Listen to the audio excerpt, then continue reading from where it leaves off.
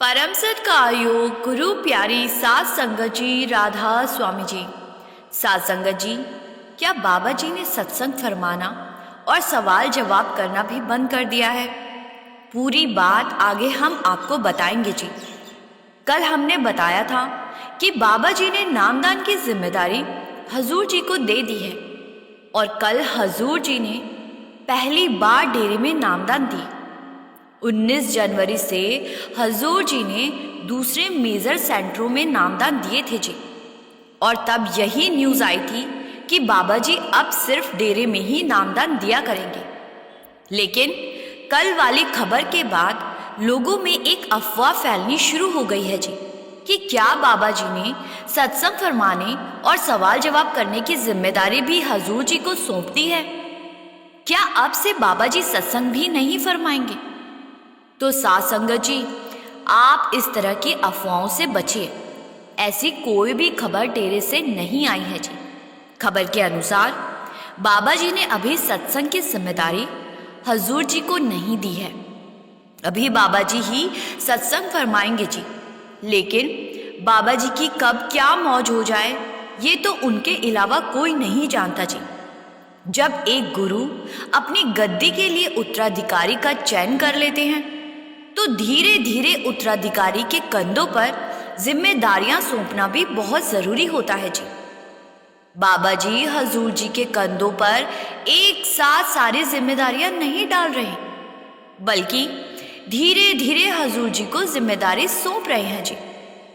जब हजूर जी को उत्तराधिकारी बनाया था उसके बाद बाबा जी ने हजूर जी को अपने साथ ही रखना शुरू कर दिया था जी। स्टेज पर 2 कुर्सियां लगाई जाने लगी और धीरे धीरे हजूर जी के कंधों पर दर्शन देने की जिम्मेदारी भी डालनी शुरू कर दी। मतलब डेरे में कभी कभी बाबा जी के हुक्म पर हजूर जी अकेले ही जत्थों को दर्शन देने जाते हैं। दर्शनों वाली जिम्मेदारी के बाद अब बाबा जी ने हजूर जी के कंधों पर नामदान देने की संपूर्ण जिम्मेदारी डाल दी है जी। लेकिन सत्संग और सवाल जवाब अभी बाबा जी ही फरमाएंगे जी। आने वाले समय में क्या होगा, बाबा जी की क्या मौज होगी, ये तो बाबा जी ही जानते हैं जी। संगत जी से बेनती है कि अफवाहों पर ध्यान न दें। सात संगत जी, आइए अब अपने वीडियो में आगे बढ़ते हैं जी। सात संगत जी, जो लोग बाबा जी के शब्दों को आम गीत समझकर सुनते हैं उन्हें आज बाबा जी के शब्दों की ताकत के बारे में पता लगेगा जी। बाबा जी के शब्दों के सहारे को लेकर एक सत्संगी परिवार ने अपने आप को चुड़ैलों और बुरी आत्माओं से बचाया था जी।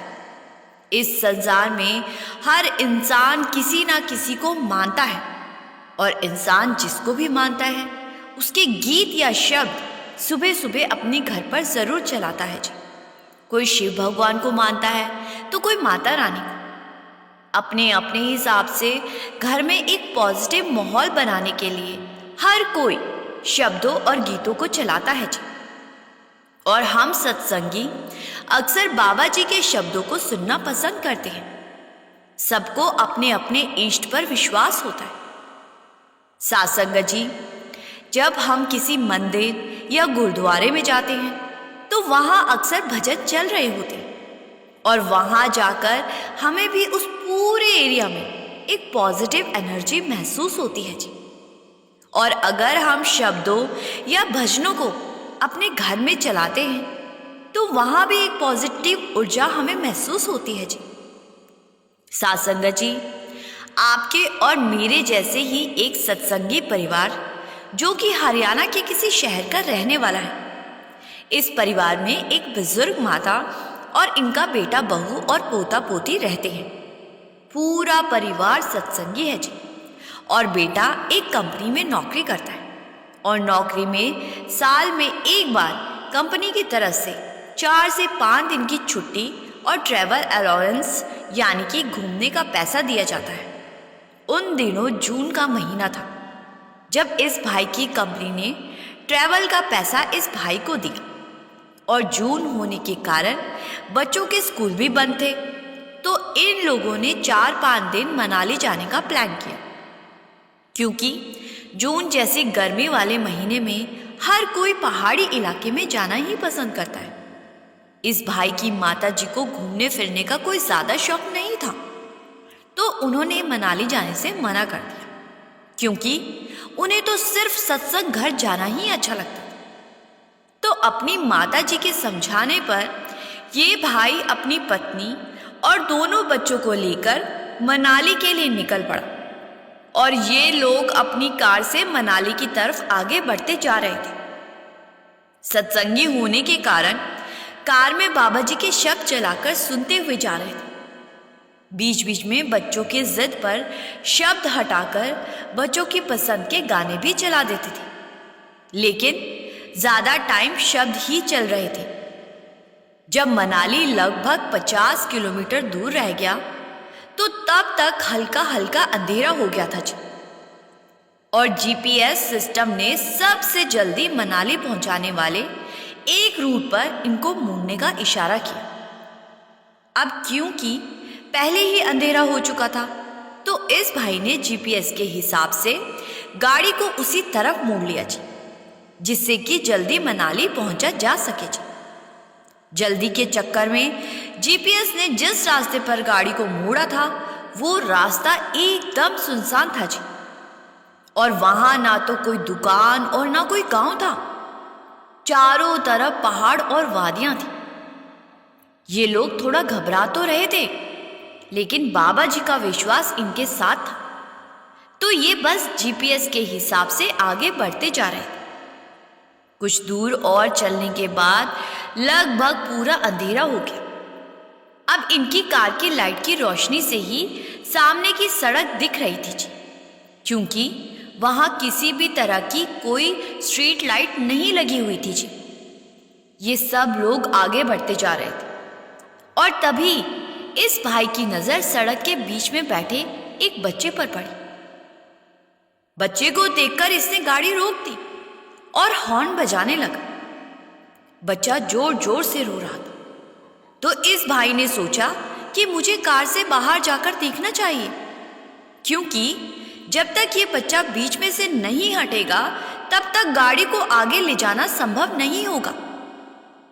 जब ये भाई कार से बाहर निकलने लगा तो इसकी नजर साइड में बैठी एक औरत पर भी पड़ गई, और वो औरत दिखने में बहुत अजीब और डरावनी लग रही थी।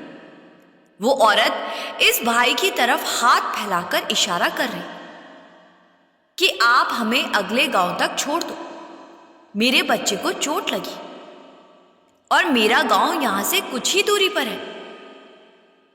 इंसानियत के नाते इस भाई और इसकी पत्नी ने उन्हें अपनी गाड़ी में बिठाकर आगे ले जाने का फैसला किया। इस भाई ने कार के अंदर से ही इशारा किया कि आप अपने बच्चों को लेकर कार की पिछली सीट पर बैठ जाओ। इस बीच भाई की पत्नी ने अपने दोनों बच्चों को आगे अपनी गोद में ले लिया था। जैसे ही वो अजीब सी औरत अपने बच्चे को लेकर कार की तरफ बढ़ी और कार का दरवाजा खोला, तो उसके कानों में बाबा जी के शब्दों की आवाज पड़ने लगी। वो औरत जोर जोर से चिल्लाई और कहने लगी कि इस आवाज को बंद करो, मेरे बच्चे की तबीयत ठीक नहीं है। उस औरत के हाव भाव देखकर इस भाई की पत्नी को थोड़ा अजीब लगा, क्योंकि शब्दों की आवाज इतनी तेज नहीं थी कि किसी को परेशानी हो सके। पत्नी ने कहा कि आवाज बहुत धीमी है, इसीलिए आपके बच्चे को कोई परेशानी नहीं होगी। लेकिन वो अजीब दिखने वाली औरत बहस करने लगी और कहने लगी कि ये आवाज बहुत डरावनी है, आप इस आवाज को बंद कर दो। और इसी बीच औरत और उसका बच्चा जो जोर से रोने लगे थे, ये सब कुछ देखकर ये भाई और इसकी पत्नी घबरा गए और उन्हें वहां कुछ ठीक नहीं लगा। इस भाई की पत्नी ने इशारा किया कि आप गाड़ी को आगे बढ़ाओ, ये दोनों बुरी आत्माएं लग रही है। इसी बीच भाई ने गाड़ी आगे बढ़ा ली, और गाड़ी आगे बढ़ते ही वो औरत और उसका बच्चा इतनी तेजी से गाड़ी के पीछे दौड़ने लगे जितनी तेज गाड़ी की स्पीड थी। और ये किसी साधारण इंसान के बस की बात नहीं हो सकती। और उन दोनों के रोने की अजीब आवाज से इस भाई के बच्चे भी पूरी तरह से डर गए थे। इस भाई ने कार की स्पीड और तेज कर दी और कुछ दूरी के बाद इन्होंने देखा कि वो औरत और उसका बच्चा अब इनकी कार के पीछे नहीं थे। थोड़ी दूर चलने के बाद कुछ दुकानें दिखाई दी।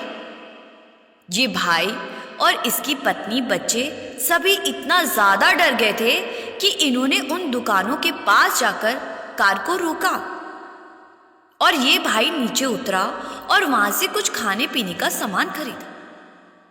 जिस दुकान से इस भाई ने सामान खरीदा था वो दुकानदार इस भाई के चेहरे की घबराहट देखकर पूछने लगा कि क्या बात, आप बहुत घबराए हुए लग रहे हो जी। तो इस भाई ने उस दुकानदार को सारी बात बताई। दुकानदार ने बताया कि आपने बिल्कुल गलत रास्ता पकड़ लिया था। शाम होने के बाद इस रास्ते से कोई नहीं जाता और अगर कोई गया भी है तो उसकी कार या तो खाई में मिली है या फिर एक्सीडेंट में टूटी हुई मिली है। लेकिन भगवान का शुक्र है जो आप सही सलामत वहां से आ गए। इस रास्ते पर एक औरत और उसके बच्चे की आत्मा घूमती है और यहाँ का पूरा इलाका ये बात जानता भी है। दुकानदार की बातों को सुनकर ये भाई और भी घबरा गया और वापस कार में जाकर अपनी पत्नी को सारी बात बताने लगा। पत्नी ने कहा कि बाबा जी के शब्दों की वजह से वो बुरी आत्मा हमारे करीब ना आ सकी।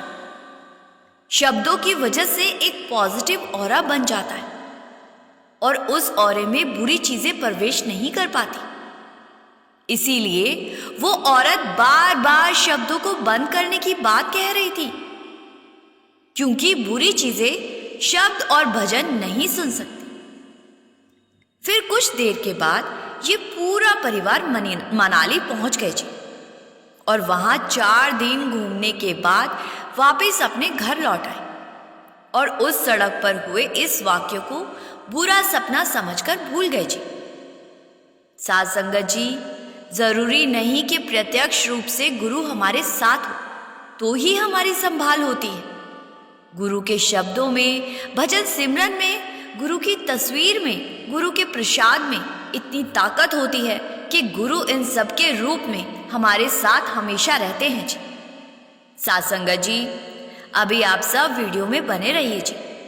अब आपको बाबा जी पर अटूट विश्वास की महिमा की एक ऐसी घटना बताने जा रही हूं जी जो आपकी आंखों को नम कर देगी। आप सोच में पड़ जाओगे कि इतना विश्वास कोई कैसे कर सकता है। आपसे विनती है कि इस घटना को बीच में छोड़ के मत जाना चाहिए। विदेश में रहने वाला एक हिंदुस्तानी डॉक्टर एक बार किसी बड़ी मीटिंग के सिलसिले में विदेश से इंडिया आ रहा था। इस बड़ी मीटिंग में इस डॉक्टर को एक अवार्ड दिया जाना था और इसीलिए ये इस अवार्ड को पाने के लिए बहुत खुश और उत्सुक हो रहा था। जब ये डॉक्टर इंडिया के दिल्ली इंटरनेशनल एयरपोर्ट पर पहुंचा तो उस समय रात हो चुकी थी जी और बहुत तेज बारिश चल रही थी। डॉक्टर एयरपोर्ट से बाहर निकला और जहां पर वो मीटिंग होनी थी वो शहर दिल्ली से 150 किलोमीटर दूर था जी। रात के 11 बज चुके थे और सुबह 9 बजे मीटिंग स्टार्ट होनी थी। डॉक्टर ने सोचा कि अब अगर दिल्ली में किसी होटल में रुके तो सुबह 9 बजे तक मीटिंग में नहीं पहुंच पाऊंगा। इसीलिए डॉक्टर ने फैसला किया कि अभी एक कार किराए पर लेकर निकल जाता और 3-4 घंटे में उस शहर में पहुंच जाऊंगा जहां मीटिंग होनी और फिर उसी कार से वापस एयरपोर्ट आकर यहां से फ्लाइट लेकर विदेश चला जाऊंगा। डॉक्टर ने वहां से एक कार किराए पर ली और कार चलाने के लिए एक ड्राइवर की तलाश करने लगा। लेकिन बहुत देर ढूंढने के बाद भी कोई ड्राइवर नहीं मिला तो डॉक्टर ने सोचा कि मैं खुद ही कार चलाकर चला जाता हूं। मौसम खराब था लेकिन डॉक्टर ने, क्योंकि सुबह 9 बजे मीटिंग में जाना था, तो उसी टाइम खुद ही कार चलाकर चलने लगा। बीच रास्ते में मौसम बहुत खराब हो गया जी और गलती से डॉक्टर ने कार को एक गांव की तरफ मोड़ ली और उस गांव में पहुंचने के बाद डॉक्टर की कार खराब हो गई। ये देखकर डॉक्टर बहुत परेशान हो गया। डॉक्टर कार से बाहर निकला तो बारिश से उसके कपड़े भीगने लगे। डॉक्टर को समझ ही नहीं आ रहा था कि अब क्या किया जाए। इधर उधर नजर घुमाई तो देखा कि गांव में सब लोग अपने अपने घरों में सो रहे थे, लेकिन एक घर जो कि कार के एकदम सामने था, उसकी लाइट जल रही थी। डॉक्टर को वहां से आसपास की किरण दिखाई दे रही थी और उस घर के पास पहुंचकर दरवाजे को खड़खड़ाया। अंदर से एक बूढ़ी अम्मा बाहर आई। अम्मा ने पूछा कि किससे मिलना है आपको? तो डॉक्टर ने अपनी दिक्कत के बारे में बताया। अम्मा ने कहा कि मैं आपकी कार तो ठीक नहीं कर सकती, लेकिन इतनी बारिश और ठंडे मौसम में आपके लिए चाय बना सकती हूँ। सुबह आपको गांव में कोई ना कोई मैकेनिक मिल जाएगा, तब तक आप चाहे तो यहां आराम कर सकते हो।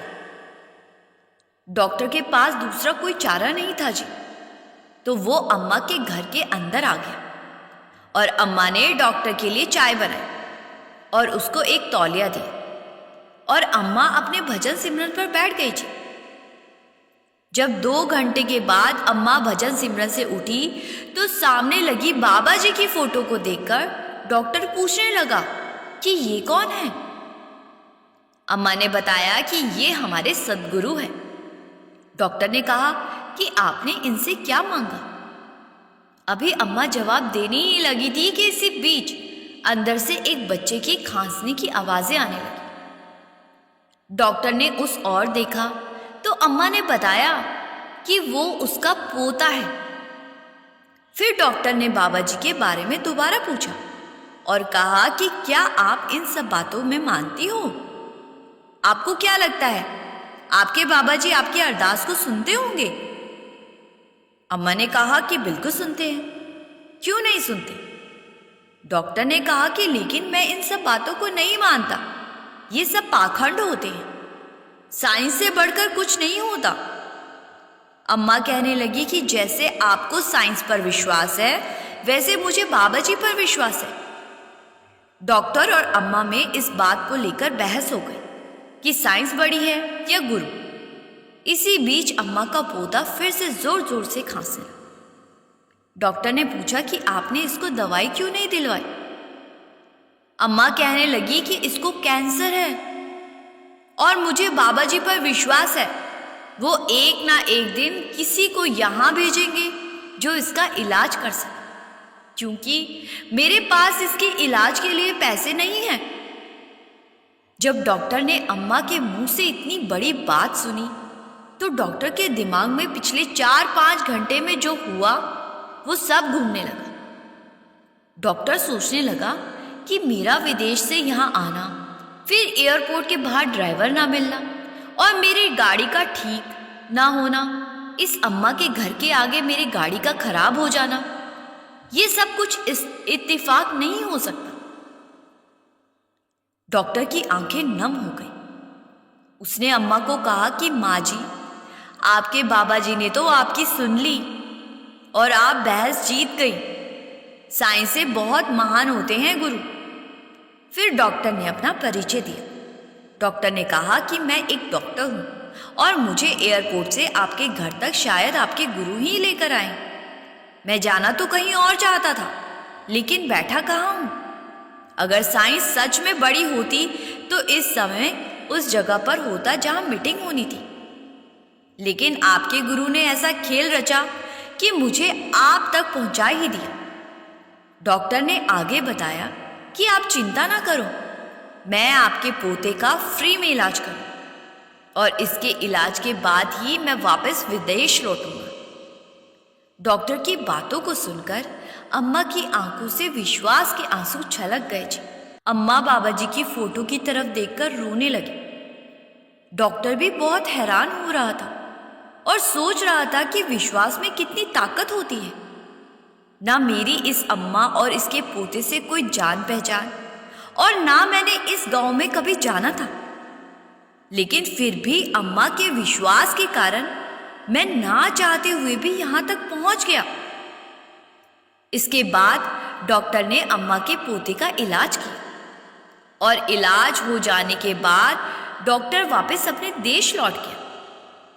साध संगत जी, अम्मा को विश्वास था कि बाबा जी उसके पोते का इलाज जरूर करवाएंगे, और बाबा जी ने देखो कैसे एक डॉक्टर को जरिया बनाकर अम्मा तक पहुंचाया जी। कहते हैं जो संतों पर अटूट विश्वास करते हैं और जिसका विश्वास किसी भी परिस्थिति में डोलता नहीं है जी, फिर संतों को उस विश्वास की संभाल करने आना ही पड़ता है जी। क्योंकि संत जानते हैं कि अगर मैं ना गया तो फिर ये कभी किसी संत महात्मा पर विश्वास नहीं करेंगे। साध संगत जी, इसीलिए समझाया जाता है जहां विश्वास होता है वहां सद्गुरु किसी चीज की भी कमी नहीं होने देते। इसी के साथ वीडियो को यहाँ विराम देते हैं जी। संगत जी से बेनती है कि वीडियो को लाइक करके कमेंट में राधा स्वामी लिखना मत भूलिए जी, और संगत के अपने इस चैनल को सब्सक्राइब कर इस चैनल का एक हिस्सा जरूर बनिए जी। गुरु प्यारी साध संगत जी, राधा स्वामी जी।